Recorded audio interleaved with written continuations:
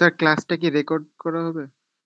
Record তো হচ্ছে, ওই ইসে করতেছে। আচ্ছা স্যার। এই আমার স্ক্রিন দেখা যাচ্ছে? জি স্যার। জি স্যার। এই যে জিনিস লিখছি এগুলো মনে আছে? জি স্যার। এটা কি করছি, মানে হলোদের ট্রান্সফর্ম করছি কার্টেসিয়ান থেকে স্ফেরিক্যালে। একটা হলো পয়েন্ট টু পয়েন্ট কনভার্সন আর একটা হলো ভেক্টর কনভার্সন করছি, তাই তো? কারণ এখন যে ম্যাথটা করব আমরা লাস্টের দিন যে সূত্রটা দিয়ে আমরা শেষ করছিলাম, যদি খাতা উল্টায় দেখেন তাহলে সেই সূত্রটা ছিল T is equal to M cross B. এই সূত্রটা দিয়ে শেষ করছিলাম। এখানে এম ছিল ম্যাগনেটিক ডাইপোল মোমেন্ট, বি ছিল ম্যাগনেটিক ফ্লাক্স ডেন্সিটি, টি ছিল টর্ক। মনে আছে? দেখেন তো, পাইছেন এটা?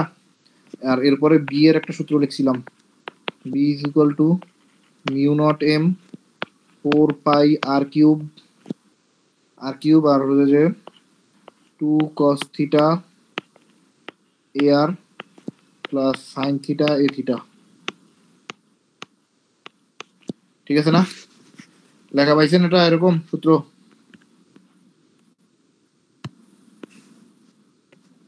এই যে মিউ নট, এই যে এই সূত্রটা দিয়ে আমরা শেষ করছিলাম, এই যে এইখানের, এই যে mu naught M 4 pi R cube 2 cos theta a r plus sine theta a theta, এটা দিয়ে আমরা শেষ করছিলাম সূত্র। পাইছেন এটা সবাই? জি স্যার।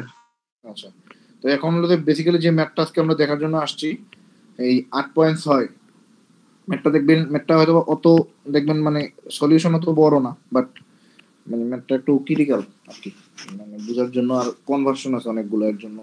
আচ্ছা, বলছে যে a small current loop L1 with magnetic moment 5 AZ, একটা লুপ আছে L1 যার ম্যাগনেটিক মুভমেন্ট হলো যে 5 AZ এম্পিয়ার মিটার স্কয়ার। আচ্ছা, ম্যাগনেটিক মুভমেন্ট এম এর একক হলো যে এম এর একক কিন্তু এম এর একক হলো যে কিন্তু ইউনিট হলো আপনার এম্পিয়ার মিটার স্কয়ার, এই দুটোর গুণফল আর কি। আচ্ছা, is located at the origin. এই যে একটা লুপ আছে L1 লুপটা, সেটা কোথায় লোকেট আছে? অরিজিনে, মানে 0,0 তে, 0,0,0 তে। While another small loop current L2, আর একটা লুপ আছে L2 with magnetic movement 3AY, এইটারও একটা ম্যাগনেটিক মুভমেন্টের মান দেওয়া আছে এবং এইটা লোকেট আছে 4,-3,10 বিন্দুতে। আচ্ছা, determine the torque on L2 এর উপর আসলে কতটুকু টর্ক সৃষ্টি হবে। আচ্ছা, আমরা একটু তাইলে এখানে যদি যাই, তো দুইটা লুপ আছে, একটা হলো L1 লুপ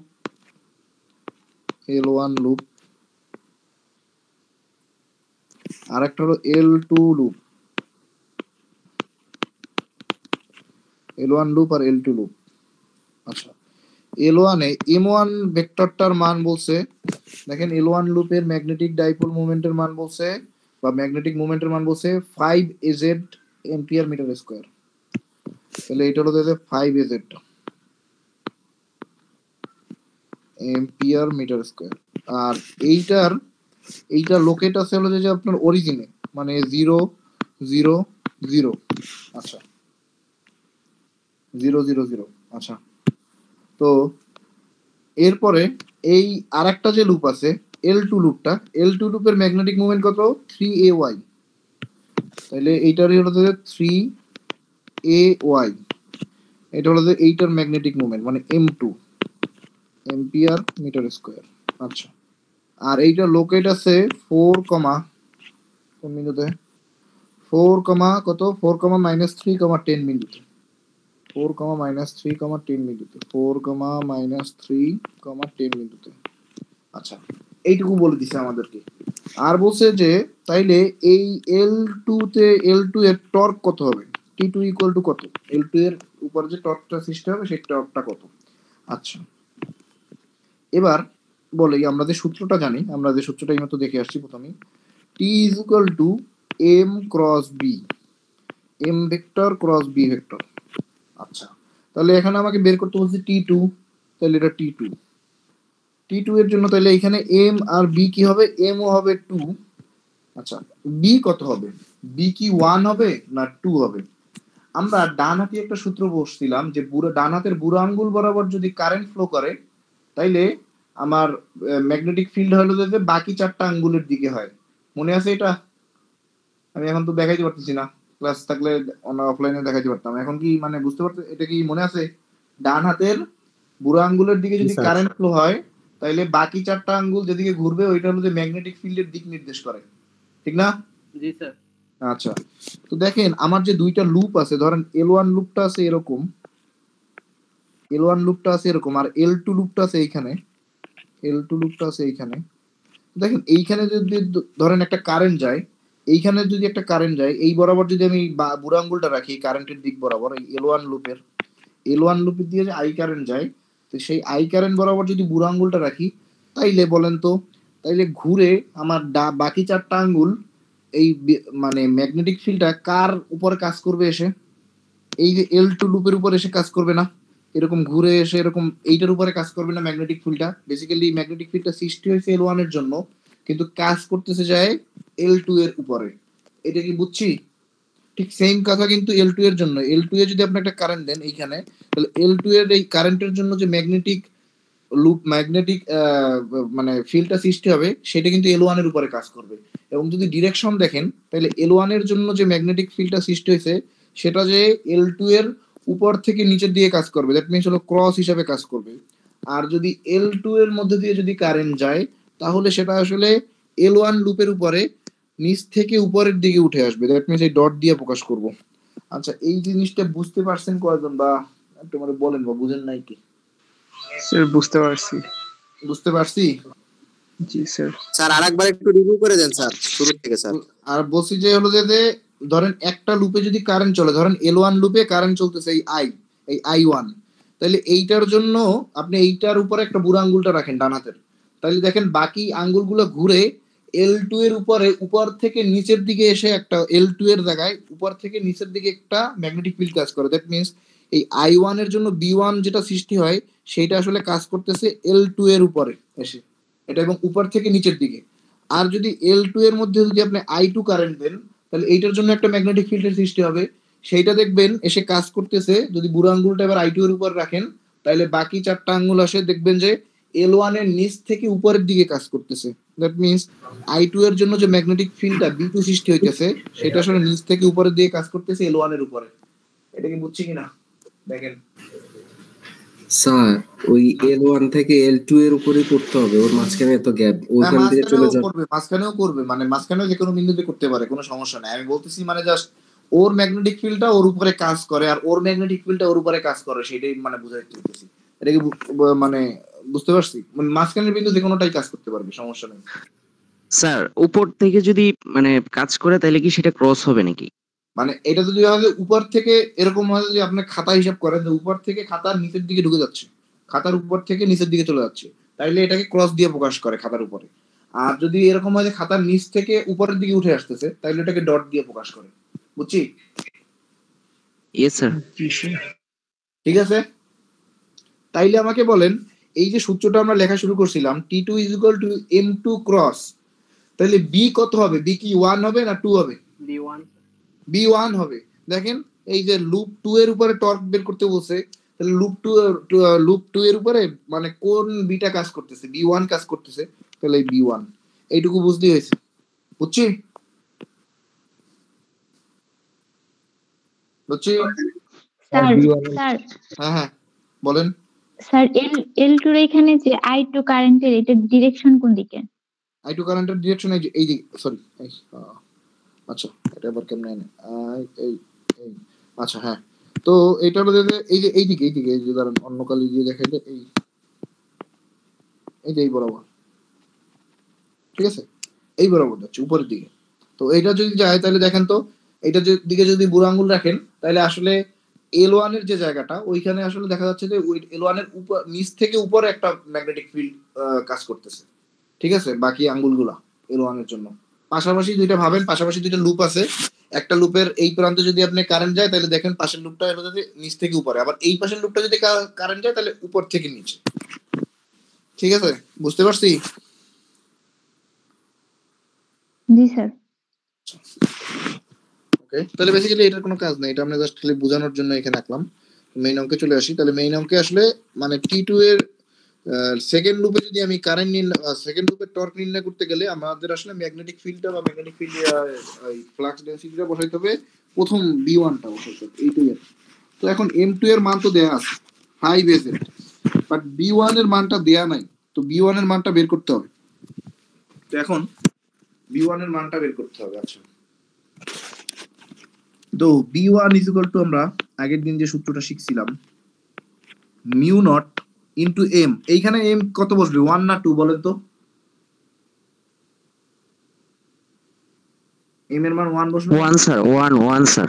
1 তো আসলে M1 এর জন্য সৃষ্টি হইতেছে, সো এটা মিউ নট M1 আর সাথে 4 পাই r cube 2 cos theta ar plus sin theta a theta, sin theta a theta, এই হলো যে সূত্র। আচ্ছা, মিউ নট এর মান আমরা জানি, মিউ নট এর মান হলো 4 পাই ইনটু 10 ইনভার্স 7। আর M1 এর মান কত? M1 এর কিন্তু দেখেন এখানে ভেক্টর চিহ্ন দেই নাই, দ্যাট মিন্স এটা জাস্ট হলো ম্যাগনিটিউডটা কাজ করতেছে। তাহলে ম্যাগনিটিউডটা কত? 5।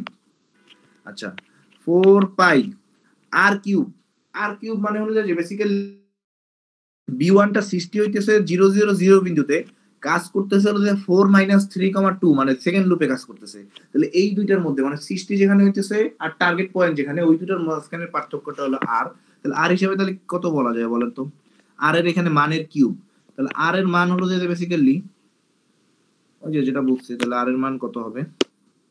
r এর মান হবে এই দুটোর মধ্যে পার্থক্য আর কি, 4 - 0 whole square plus -3 - 0 whole square plus 10 - 0 whole square. তাহলে এইখান থেকে কত আসে? এখান থেকে হিসাব করলে আর এর মান মনে হয় আসে, দেখে নিই, আর এর মানটা আসতেছে আপনার 5√5। আচ্ছা, 5√5 বুঝতে পারছি, বুঝছি। আচ্ছা, তাহলে এটা হলো 5√5, তাহলে এইটার 5√5 এর কিউব বলছে এখানে, তাহলে 5√5 এর কিউব বসলাম। আচ্ছা, এবার হলো 2 cos থিটা sin থিটা। তাহলে cos থিটা sin থিটা বের করার জন্যই আমরা এত আসলে মানে হিসাব নিকাশ বা এগুলা হিসাব করতেছিলাম। তো দেখেন cos থিটা আর sin থিটার মান বসাবো।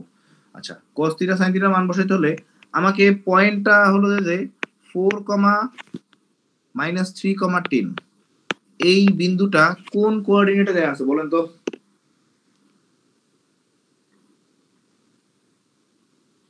হ্যালো,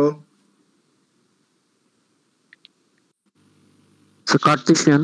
হ্যাঁ কার্টেসিয়ানে। তাইলে আমার তো এখানে আসলে cos থিটা বা sin থিটা, এই থিটাটা কার মধ্যে আছে? স্ফেরিক্যালে। দ্যাট মিন্স আমাকে অবশ্যই এই কার্টেসিয়ানকে স্ফেরিক্যালে কনভার্ট করতে হবে। তাহলে 4 - 3, 10 এইটাকে আমাকে r থিটা ফাই এটা কনভার্ট করতে হবে। এখন r এর মান আপনি জানেন, r এর মান হলো 5√5, আগেই বের করছি। এখন থিটা ইজ ইকুয়াল টু, মনে থাকলে দেখেন tan থিটা ইকুয়াল টু ছিল, যদি কনভার্সনটা আমি উপরে লিখছি, x² + y² / z। এই যে tan theta equal to x² + y² / z। তাহলে এই যে tan থিটা ইকুয়াল টু এটা। আচ্ছা, এটা যদি বসাই তাহলে tan থিটা ইকুয়াল টু আসে দেখেন √x² y² মানে 4² প্লাস -3² দ্যাট মিন্স 5 আসবে টোটাল 5/10। আচ্ছা, 5/10, 4² আর 16 9 25 5/10। আচ্ছা, তাহলে tan থিটা আসতেছে হাফ।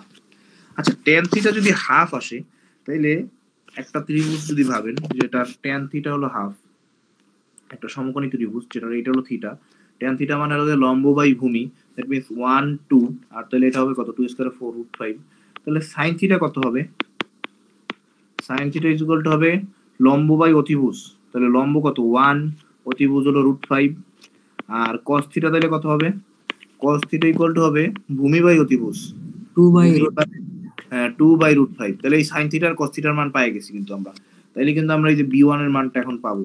আচ্ছা, তাহলে B1 এর মানটা তাহলে এখন ফাইনালি আসতেছে, এখানে যদি বসায় দেই একবারে, ওই উপরেই বসাই, উপরে বসাইলে দেখেন cos থিটার মান হলো যে 2√5, তাহলে 2√5 ইয়ার প্লাস sin থিটার মান হলো 1√5 a থিটা, 1√5 a থিটা। তাহলে এইটা হলো যে টোটাল আমার B1 এর মান। তো এখানে কাটাকাটি সবকিছু করলে B1 এর টোটাল মানটা আসবে 4π কাটা, আর এইখান দিয়ে কাটলে আপনার আসতেছে এই 10 ইনভার্স 7/625 নিচে 10 ইনভার্স 7 বাই 625 আর এইখানে আসতেছে 4 AR প্লাস A থিটা। এটা হলো যে B1 এর মান, B1 এর মানটা পেয়ে গেছি। এইটা জাস্ট হলো যে হিসাব করলে হবে, এই যে 1 নাম্বার থেকে আমি এখানে লিখে দেই, ইকুয়েশন 1 থেকে যদি হিসাব করি, হিসাব করলে আসলে এইটাই আসবে, এইটাই দাঁড়াবে। আচ্ছা, এলো B1 পাইছি। এখন আমাদের তো টর্ক নির্ণয় করতে B1 দরকার ছিল, M2 দরকার ছিল। আচ্ছা, M2 তো আমরা জানি অলরেডি 3AY, তাহলে B1 ও জানি আমরা, M2 তো জানি 3AY, তাহলে তো আসলে নির্ণয় করতে তো এখন আর কোনো সমস্যা থাকার কথা না। কিন্তু সমস্যাটা হলো যে আমরা যখন এই যে ক্রস গুণনটা করব, M2 আর B1 এর মধ্যে যে ক্রস প্রোডাক্টটা করব, কিন্তু একটা তো হলো স্ফেরিক্যালে, একটা আছে কার্তেশিয়ানে, তাহলে যে কোনো একটাকে আসলে কনভার্ট করতে হবে। এই কনভার্ট করার জন্য আসলে আমি এই পার্টটা লিখে রাখছিলাম, যে এই ভেক্টর কনভার্সনের পার্টটাও লিখে রাখছিলাম, মানে বেসিক্যালি কার্তেশিয়ান থেকে স্ফেরিক্যালে যে কনভার্সনটা। তাহলে এটা যদি এই দিকে নিয়ে যাই কপি করে, তাহলে দেখেন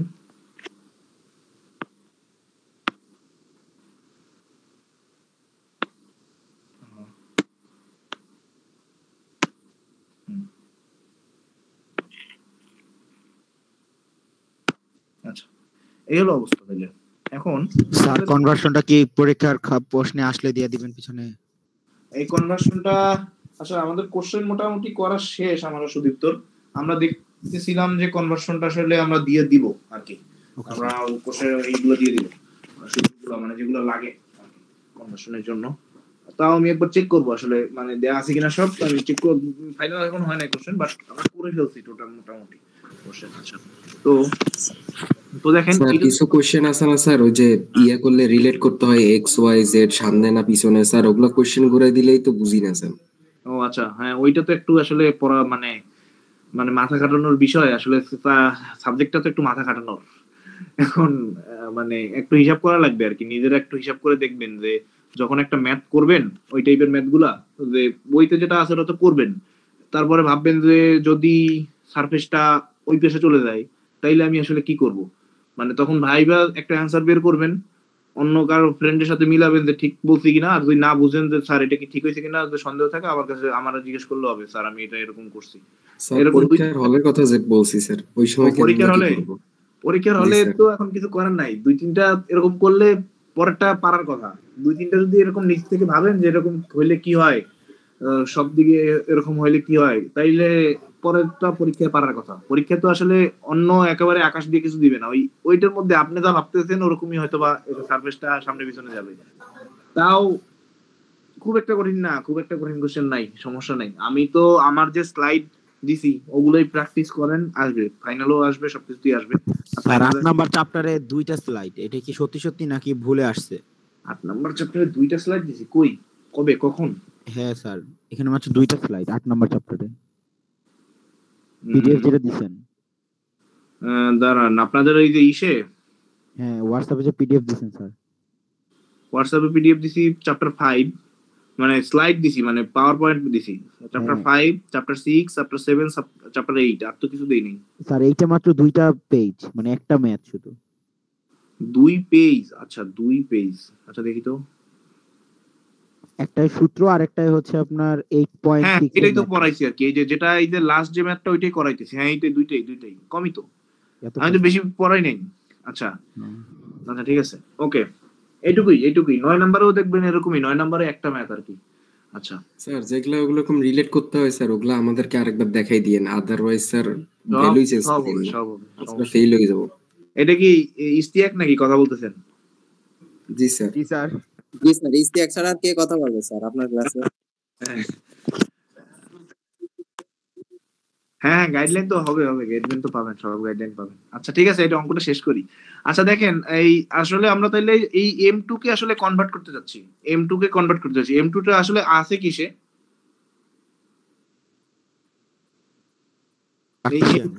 কার্টেসিয়ানে আছে। তাহলে আমরা এটাকে আসলে, যেহেতু B1 টা আছে স্ফেরিক্যালে, তো এই M2 টাকেও আসলে স্ফেরিক্যালে নিয়ে যেতে যাচ্ছি। আবার আপনারা যদি স্যার বলেন যে স্যার তাহলে M2 তো কার্টেসিয়ানে আছে, B1 টাকে কার্টেসিয়ানে নিয়ে যাই, করতে পারবেন, কোনো সমস্যা নেই, যে কোনো একটা করলেই হবে। বাট আমি মানে M2 কে যে বইয়ে যেটা আছে ওইটাই করতেছি। তো M2 কে যেহেতু M2 কার্টেসিয়ানে আছে, ওইটাকে আসলে B1 এ কনভার্ট করতে যাচ্ছি, ঠিক আছে, মানে সরি কি বলি, মানে এটাকে স্পেরিক্যালে কনভার্ট করতে যাচ্ছি। আচ্ছা, তো এইটা যদি বসাই তাহলে বেসিক্যালি কনভার্ট করা মানে কি আসলে এইখানে তাহলে M2 এর কোন কোন কনস্ট্যান্টের মান দেয়া আছে ax ay আর az এর মধ্যে? এই M2 তে কোন কোন কনস্ট্যান্ট আছে? AY আছে AY ay আছে, মানে ay এর মান 3 আর দুইটা তো আসলে নাই, শূন্য। তাহলে a আর a থিটা আর az এর মান তাহলে কি হবে? তাইলে এইখান থেকে যদি আমি মানটা বসাই এরকম, তাহলে এইটা হলো 0 আর এটা হলো যে 3, তাহলে এইটা 0, এটা 3, এটা 0, ঠিক আছে। আচ্ছা, তাহলে 0 3 0 গেল। এরপরে হলো যে তাহলে আপনার এখান থেকে তাহলে ar এর মানটা কত আসবে? ar ইজ ইকুয়াল টু তাহলে কি পাওয়া যায়? ar ইজ ইকুয়াল টু পাওয়া যাইতেছে, দেখেন প্রথমটা যদি গুণ করি তাহলে 0, একটা থাকবে 3 sin থিটা sin ফাই, আবারও 0। আচ্ছা, তারপরে a থিটা ইকুয়াল টু কি থাকবে? a থিটা ইকুয়াল টু থাকবে, আবারও যদি হিসাব করি তাহলে just 3 cos theta sin phi থাকবে। আচ্ছা, আর হলো যে az তাহলে বা a ফাই ইকুয়াল টু তাহলে কি থাকবে? a ফাই ইকুয়াল টু থাকবে minus sin phi 3 cos phi, 3 cos phi আর 0 হলো 0। এই তো, এটা কি বুঝছি সবাই? এই যে ম্যাট্রিক্সের গুণটা তো বোঝার কথা, বুঝছি? এইটার রো, প্রথম রো ইনটু এই কলাম গুণ দিলে যা থাকবে ওইটাই তো আসলে ar এর মান। আবার সেকেন্ড রো ইনটু এই কলাম গুণ দিলে যেটা থাকবে ওইটাই a থিটার মান। থার্ড রো ইনটু এই কলাম গুণ দিলে a ফাই এর মান। বুঝছি? সমস্যা আছে কারো? না স্যার। আচ্ছা, তাহলে a আর a থিটা a ফাই পেয়ে গেছি। তাইলে আলটিমেটলি আসলে m2 ভেক্টরটা তাইলে এখন বলেন, তাহলে m2 ভেক্টরটা তাইলে এখন স্ফেরিক্যালে তাহলে কি হবে? স্ফেরিক্যালে হবে এই ar এর সাথে একটা ar আসবে একক ভেক্টর, তাহলে 3 sin theta sin phi ar। আচ্ছা, এরপরে আসবে 3 cos theta sin phi a theta plus 3 cos phi a phi. এই হলো যে তিনটা আসছে, এই হলো যে মোটামুটি ভেক্টরটা আমরা কনভার্ট করে ফেলছি। দেখেন কত ছোট একটা ভেক্টর ছিল কার্টেসিয়ান, আর এখানে কত বড় একটা ভেক্টর হয়ে গেছে। এখন আবার এগুলোর মান বসানো লাগবে। দেখেন তো sin থিটার মান কিন্তু আমরা বের করে আসছিলাম, sin থিটা cos থিটার মান বের করে আসছিলাম, কিন্তু যেটার মান বের করে আসি নাই সেটা হলো যে ফাই এর মানটা বের করে আসি নাই। আচ্ছা, এখানে আমরা একটু ফাই এর মানটা বের করি এবার। এইখান থেকে বলেন তাহলে tan phi is equal to আমরা কি শিখছিলাম? tan phi is equal to শিখছিলাম y বাই z। তাহলে y কত ছিল? y বাই x, তাহলে -3/4। এইটা যদি tan ফাই হয় তাহলে দেখেন যদি আবার একটা ত্রিভুজ আঁকি এই পাশে ডান পাশে, মাইনাস tan ফাই মানে কি? লম্ব বাই অতিভুজ, মানে সরি কি বলি, লম্ব বাই ভূমি। তাহলে লম্ব -3 আর এখানে ভূমি হলো যে 4। আচ্ছা, আর এটা তাহলে কত হবে? এটা হবে 5, অতিভুজ হবে 5। তাহলে এবার sin ফাই ইকুয়াল টু তাহলে কি হবে? sin ফাই ইকুয়াল টু লম্ব বাই অতিভুজ। তাহলে লম্ব কত? লম্ব হলো -3, এইটা হলো যে আমার ফাই কোনটা আর কি, তাহলে -3 আর এটা হবে 5, আর cos ফাই এর মানটা আসবে তাইলে 4/5। আচ্ছা, এটা হলো যে মোটামুটি tan phi sin phi cos phi এর মান। তাহলে এখান দিয়ে যদি আমি এগুলো সব বসাই এখন, 3 ইনটু sin থিটার মান কত? আচ্ছা, 3 তো কমন যায় সবগুলো দিয়ে, 3 কমন যায়, তাহলে 3 একটা ব্র্যাকেট লিখে দিলাম। তাহলে প্রথমটা আছে sin theta sin phi, sin থিটার মান 1/√5, sin ফাই এর মান এত, তাহলে -3 ইনটু 5√5 ar। আচ্ছা, এরপরে 3 তো কমন গেছে, তাহলে পরেরটা থাকতেছে কি? cos theta sin phi. আচ্ছা, cos থিটা মানে হলো যে কত? cos থিটা কিন্তু 2√5 আর sin ফাই হলো যে -3, তাহলে -6/5√5। আচ্ছা, তাইলে -6/5√5, এটা কত হবে? a theta. আচ্ছা, 3 আর এদিকে আছে কত? 3 cos ফাই, 3 তো কমন চলে গেছে, তাহলে cos ফাই এর মান কত? 4/5 a phi plus 4/5 a phi. আচ্ছা, এই হলো যে তাহলে m2 এর টোটাল মান আর কি, এই হলো m2 এর টোটাল মান। আচ্ছা, এই m2 যদি 3 টা এবার তাহলে ভিতরে গুণ দেই তাহলে কত হবে? -9/5√5 ar, আর 3 6 18, 5√5 এ থিটা 4 3 12 5 5 25 না 5 5 25 কেন বলতেছি 4 3 12/5 a5।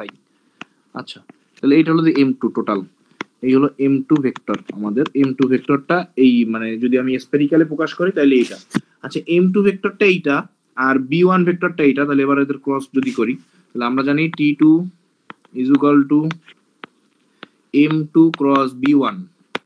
আচ্ছা দুইটা ভেক্টরের ক্রস প্রোডাক্ট যেহেতু আমরা ইসে করতেছি এটা কি জানি স্ফেরিক্যালি, তাহলে ar a theta a phi, এটা কিন্তু নরমাল ক্রস প্রোডাক্টে কিন্তু নরমাল, এটা কিন্তু ই না কার্ল করতেছি না, ডেলের সাথে ক্রস করতেছি না, নরমাল জাস্ট নরমাল সূত্রের মতো পড়বে ar a theta a phi। তাহলে m2 এর ইগুলা বসবে ar এর কনস্ট্যান্টটা, তাহলে m2 এর ar এর কনস্ট্যান্ট কত -9 5√5 আর a theta K -18 5√5 R a phi কে 12/5। আচ্ছা আর b1 এর ইগুলা কত কত, b1 এর ar এর জন্য আছে 10 ইনভার্স 4 × 10 ইনভার্স 7/625 4 × 10 ইনভার্স 7/625 কনস্ট্যান্ট। আর এরপরে আর আছে কে a থিটা আছে না, a থিটা হলো 10 ইনভার্স 7/625, a থিটা হলো যে 10 ইনভার্স 7/625 আর a phi হলো যে 0 সব মিলায়। তো এখান দিয়ে যদি হিসাব করেন তাহলে টর্কের মানটা আসবে, এখন আর হিসাব করতে ইচ্ছা করতেছে না, এটা একটু হিসাব করে নিয়েন ক্রস গুণন করে। টর্কের মান যেটা আসতেছে দেখেন একবারে মাইনাস এই যে এটা দেখেন -0.384 ar plus 1.536 a theta plus 0.9015 a phi।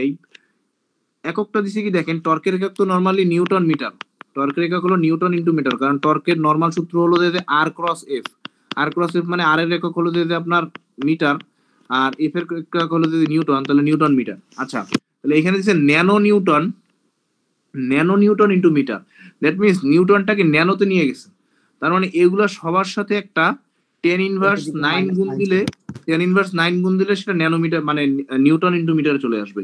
তাহলে এগুলো পুরোটার সাথে একটা যদি আমি 10 ইনভার্স 9 গুণ দেই তাইলে আর এই ন্যানোটা লেখা লাগবে না, নিউটন মিটার গুণ পাওয়া যাবে। বুঝতে পারছি এই পর্যন্ত? কারো কোনো সমস্যা আছে? সমস্যা আছে? স্যার মাত্র যে ম্যাথটা করাইলেন স্যার, ওই পেজটা একটু স্ক্রিনে দিবেন স্যার। পেজটা যাব না, এই যে পেজের এই পর্যন্ত করে লাস্ট রেজাল্টটা হলো যে আসলে ওই যেটা দেখাইলাম আর কি, এখন আর ক্যালকুলেশনটা করতে স্ক্রিনশট নিয়ে নি স্যার, একটু উপরে থেকে দিবেন। ঠিক আছে। আচ্ছা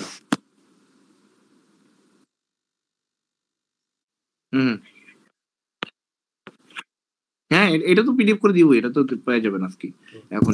তাহলে আর স্ক্রিনশট নিতে হবে না স্যার। এটা হলো আর এটাতে গুণ দেই তাহলে 0 আর এটা হলো করে দিতেছি একবার, মানে জাস্ট খালি ক্যালকুলেশনটা যোগ বিয়োগটা কইরেন জাস্ট খালি 625 ইনটু 5। আচ্ছা এটা হলো আর, আচ্ছা আর এর সাথে এটা আসবে 12 ইনটু আচ্ছা 625 ইনটু 5। আচ্ছা ঠিক আছে মাইনাস a থিটার সাথে কি আসবে, এটাও 0 হয়ে যাবে, আর আপনার এইটা আসবে -12 ইনটু 4 ইনটু 10 ইনভার্স 7/625 ইনটু 5, এটা হলো a থিটা, আর প্লাস a phi হলো যে এই দুটো গুণ করব, a phi হলো যে আপনার -9 ইনটু 10 ইনভার্স 7 আর 625 ইনটু 5√5, এইটা হলো যে এই দুটো গুণ করলে, আর এইটা হলো যে মাইনাসে প্লাস 18 ইনটু 4 ইনটু 10 ইনভার্স 7 আর এখানে 625 ইনটু 5√5, একটু বড় মান, এগুলো হলো যে যোগ বিয়োগ তো নরমালি করেন, করে দেওয়া আসে আর কি এখান দিয়ে, এই আর কি। এটা কি বুঝতে পারছি অঙ্কটা কোনো সমস্যা আছে? স্যার প্রসেস বুঝি নাই, হ্যাঁ এটা ক্যালকুলেশনটা একটু বড়, আসলে ভিতরে কনভার্সনটা করা লাগতেছে, সো আলটিমেটলি একটু মানে কিন্তু অঙ্কের প্রসেস বুঝি নাই এমন কেউ আছেন যে আসলে স্যার এই জায়গাটা বুঝি নাই? বুঝছি সবাই?